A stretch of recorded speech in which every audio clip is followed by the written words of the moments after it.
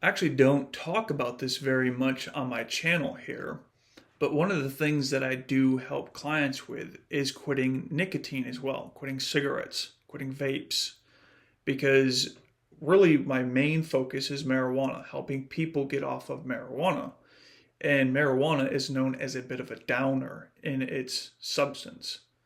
And nicotine is known as a bit of a upper. That's why people that, are tired after work sometimes will smoke a cigarette on their way home from their commute, is to help them kind of keep alert. It's a little bit of an energizer in that way.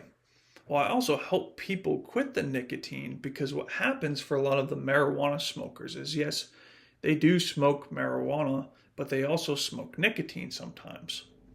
Well, nicotine in general is pretty much the same thing. There's a subconscious need that the nicotine addiction is meeting. And once I've resolved that with you in a session, the addiction falls away. And if anything, withdrawal symptoms in 90% of my clients are non existent.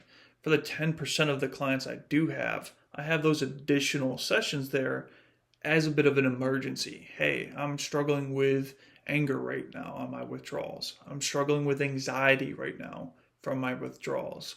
I'm struggling with depression or motivation. And so that's where those extra additional sessions are there for that rare 10%. But in most cases, 90% of my clients after the first session are done entirely with not only quitting, but they don't have withdrawal symptoms going forward because most of those things are emotional aspects. Withdrawal symptoms are usually more emotional than they are on a physical aspect. So when you've satisfied the central nervous system, when you've actually met that root need that marijuana addiction or nicotine addiction was requiring, then you don't have those withdrawal symptoms because all those emotions got addressed in that session. But what's cool is a lot of the people who quit marijuana and then they experience firsthand all of the benefits of being sober, the lack of withdrawal symptoms that they were so used to experiencing every time they quit, and then it caused them to kind of relapse. Well, they also say, hey man, do you help people quit nicotine? I would like to quit that too. I spend about, $1,000 to $3,500 on nicotine every single year. I would like to have that money as well in my pocket. And that's a cool thing because, the marijuana for a lot of smokers can be from $100 to $200 a month. If you add that up, that's usually, if we go at $200 a month, it's about $2,400 to keep an addiction that's meeting this need because you can't cope with your life and all these other issues. Same can be said with the nicotine. Is there's a subconscious need that gets resolved, and now this, let's say $1,000 to $2,000 that you spend every year on nicotine is also in your pocket. So if you've been smoking about $2,400 of marijuana and you're smoking about $2,000 a year as well on nicotine, after a session with me, take both of those and get rid of them. Now you have around like $5,000 almost for a lot of the clients that I've seen in your pocket every single year. $5,000 saved up over 2 years is $10,000, and that's actually a down payment for a house for a lot of people that would be a first home buyer. And so there's a lot of benefit, but I thought I would actually come on here and share. I do help people quit nicotine as well. It's not something that I prioritize. It's not something I'm marketing as much as the quit marijuana, but I do know a lot of the clients that I see for marijuana do end up moving over into wanting to quit the nicotine as well. And so if that's something that you're struggling with in general, you maybe don't smoke weed at all, but you do smoke nicotine stuff, I can help you get off of that. And if anything, for 90% of the clients I have, it's just done in one. It's about a 2-hour session. And after that, it's done. Like, you're not going to have withdrawal symptoms. You're not going to struggle going forward. But at the same time, some of my clients, about 10%, do struggle with withdrawals. And because of that, that's where I have some extra sessions within my packages. So there's an option 1 and an option 2. And the option 2 is the cigarette end. Option 1 is the marijuana. Well, the option 2 with the cigarettes, there's also those additional sessions there. So if you're struggling with any kind of withdrawal symptoms that are emotional in nature, and it's overwhelming, it's something that you don't feel you can get through on your own, you reach back out and I'll prioritize you in between, obviously, the other clients that I'm seeing. And if you were a repeat customer, so you've already had that first session and now you need that emergency session, I open up my weekends to you as well, which I do not do for anybody else.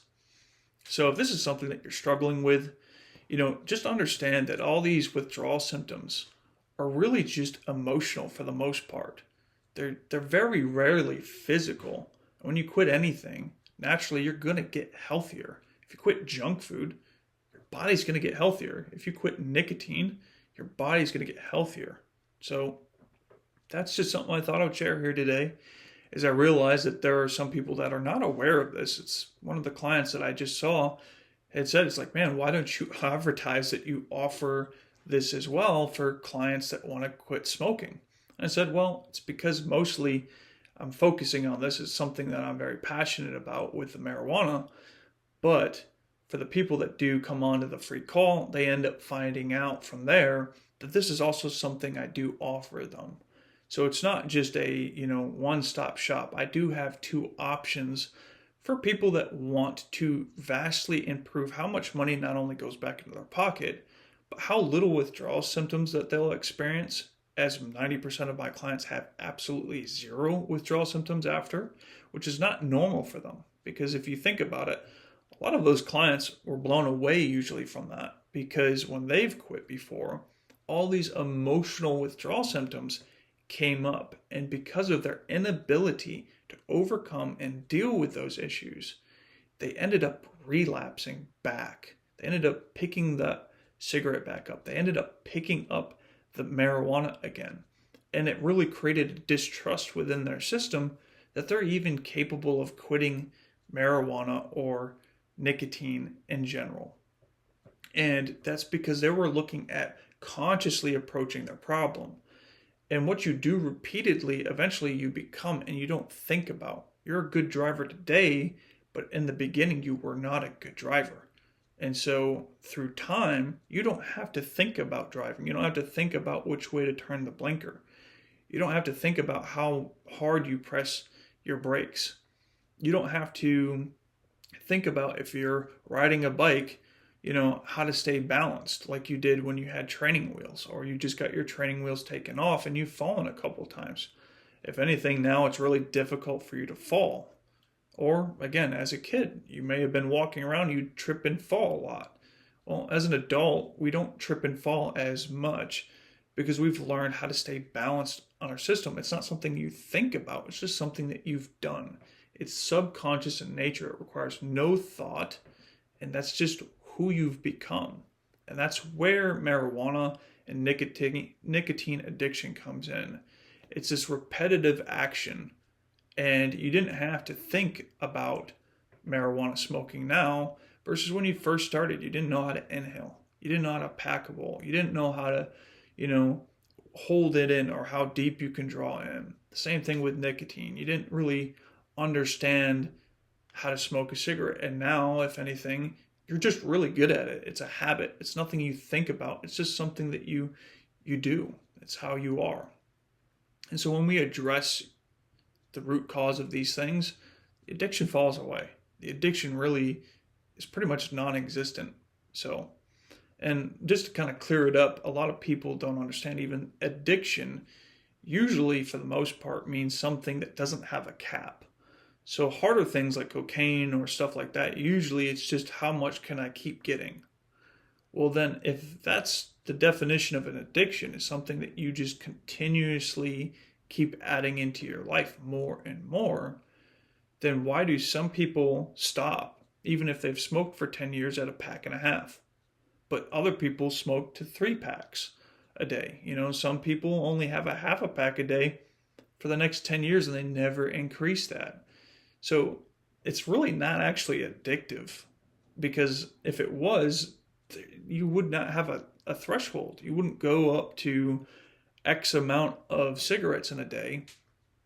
You would continue. You would just chain smoke all the time, trying to get more and more of it. So even nicotine, there's a lot of misconceptions about nicotine addiction. And that's where I can say to you, it's like, if you're a client of mine for quitting nicotine, chances are you're probably not going to experience withdrawal symptoms. If you do, there's those additional 2 sessions that follow for any kind of withdrawal symptoms that come up, and reach out and I'll get you taken care of. So just a little info. I do offer sessions for those that want to quit nicotine as well. Take care.